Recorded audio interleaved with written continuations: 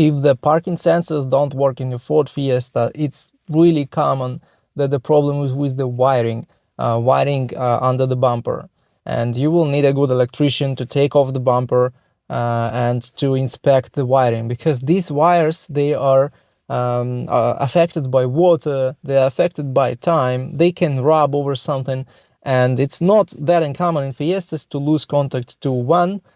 parking sensor, and then when one parking sensor doesn't work, they all stop working, because this is how this system works. Alternatively, it may be the problem with one of the sensors, and these Ford OEM sensors are known to have problems with sealant, and they can also be affected by some stones flying around when you drive your car, road debris, and so on and so forth. So it means that you will probably need to replace this sensor, and ForScan program and a good scanner will help you identify which exactly sensor malfunctions, because if you just use a simple OBD2 scanner, you will not know which exactly sensor is causing the problem. But with a good scanner, it's possible to identify it. But it's still most likely the problem with the wiring, and you will need to check the wiring first.